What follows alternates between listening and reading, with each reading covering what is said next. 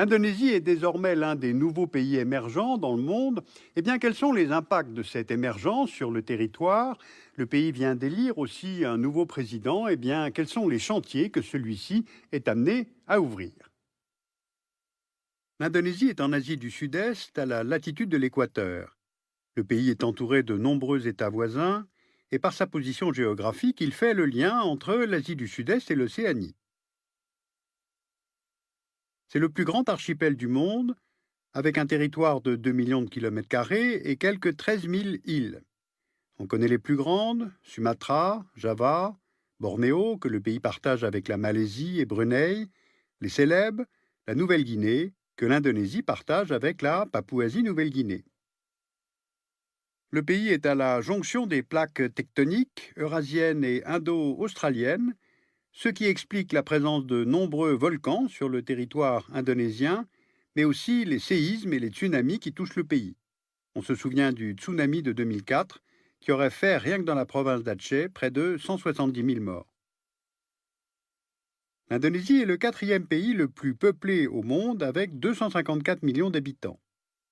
Et quand on regarde une carte de densité de la population, on voit que celle-ci est particulièrement concentrée sur Java, où se trouve la capitale, Jakarta. Les peuples en Indonésie, c'est le paradis des ethnologues. Plus de 300 groupes ethniques identifiés, tels que les Javanais, les Minangkabau, les Bugis, les Papous, et avec plus de 700 dialectes différents dans le pays. L'Indonésie, c'est aussi le premier pays musulman au monde, avec environ 210 millions de fidèles. Près de 90% de la population dans le pays est musulmane. On trouve aussi des hindous, des catholiques, des protestants. L'Indonésie, c'est donc un pays au territoire très morcelé et à la population très diverse. Et si je vous parle aujourd'hui de ce pays, c'est parce qu'en juillet 2014, les Indonésiens ont élu démocratiquement un nouveau président, Joko Widodo. C'est important, car de 1965 à 1998, l'Indonésie a connu la dictature, sous la présidence d'abord du général Sukarno, puis celle du général Suharto. En 1998, Suharto est chassé du pouvoir par la rue et l'Indonésie commence sa marche vers la démocratie. En 2004 a eu lieu la première élection présidentielle au suffrage universel direct et Joko Widodo, surnommé l'Obama indonésien, est le premier président non issu de la classe politique au pouvoir pendant la dictature. Alors qu'est-ce qui attend Joko Widodo pour sa présidence jusqu'en 2019? Tout d'abord, des conditions économiques plutôt favorables. Le taux de croissance du PIB de l'Indonésie était de 5,8% en 2013. Alors sur quoi repose cette croissance? Notamment sur un marché intérieur en expansion. 254 millions d'habitants et un PIB par habitant en hausse. En 1998, à la fin de la dictature, il était d'environ 5 400 $ et en 2013, il était de 9 300 $. Selon le Boston Consulting Group, les classes aisées et la classe moyenne indonésienne représentaient en 2012 74 millions de personnes. Or, ce chiffre va doubler d'ici 2020, 141 millions de personnes, soit 53% de la population. L'Indonésie est un pays riche. Pétrole, gaz, étain, nickel, cuivre, bauxite, manganèse. C'est le premier producteur au monde d'huile de palme, cultivée principalement sur l'île de Sumatra et à Kalimantan, la partie indonésienne de Bornéo. Et puis enfin, le pays se trouve sur les rives du détroit de Malacca. Les ports indonésiens sont donc sur la route reliant les pays d'Asie du Sud-Est, gros consommateurs d'énergie, et les pays du Moyen-Orient et d'Afrique, grands producteurs d'énergie. C'est donc un axe maritime majeur où passent chaque année près de 80 000 navires et environ 30% du commerce maritime mondial. Alors, grâce à ces différents paramètres, l'Indonésie est aujourd'hui la 16e puissance économique mondiale. C'est pourquoi elle est membre maintenant du G20, et pour le cabinet McKinsey, en 2030, elle pourrait devenir la 7e puissance mondiale, passant devant l'Allemagne et le Royaume-Uni. Alors, un tel développement économique est impressionnant, mais évidemment, il n'est pas sans conséquences sur l'environnement. L'Indonésie dispose de la 3e forêt tropicale au monde, derrière le Brésil et le Congo. Mais cette forêt recule chaque année au profit des plantations de palmiers à huile. En 2012, l'Indonésie est le pays où la déforestation a été la plus importante au monde, loin devant le Brésil. Ainsi, entre 2000 et 2012, l'Indonésie a perdu 6 millions d'hectares de forêt, soit pratiquement la superficie de l'Irlande. Alors pour comprendre l'ampleur du phénomène, allons voir l'île de Bornéo. Voici le couvert forestier de l'île en 1950 et sa progressive disparition au fil des décennies. Or, cette immense forêt tropicale abrite de nombreuses espèces, orang-outans, éléphants, tigres, oiseaux, et certaines sont d'ores et déjà en voie de disparition.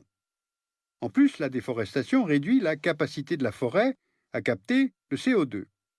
Donc l'Indonésie a mis en place en 2011 un moratoire sur les permis de déforestation, mais il s'agit le plus souvent de coupes illégales et les autorités manquent de moyens pour surveiller les forêts. À cela s'ajoute l'urbanisation. La population urbaine était de 80 millions de personnes en 1998 et elle est passée maintenant à 130 millions. Voici les principales villes d'Indonésie. On voit que l'urbanisation touche inégalement le territoire.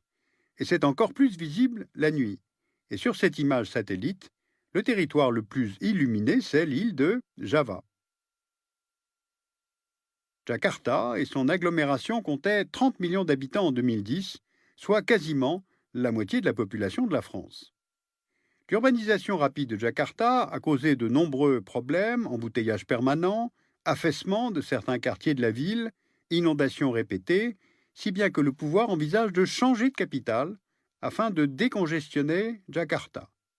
Et parmi les alternatives envisagées, il y aurait Palangkaraya sur l'île de Bornéo, ce qui permettrait de rééquilibrer la création de richesses sur les territoires indonésiens.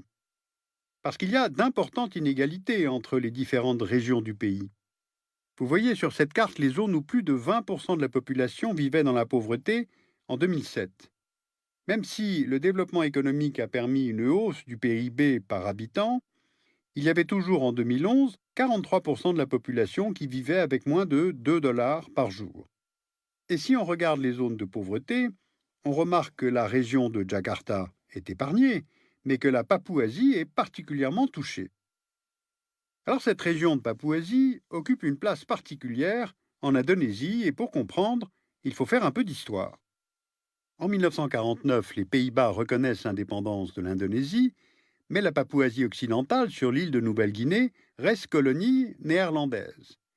Puis en 1963, la Papouasie rejoint l'Indonésie, elle est renommée Irian Jaya, et tout cela sans large consultation des populations locales.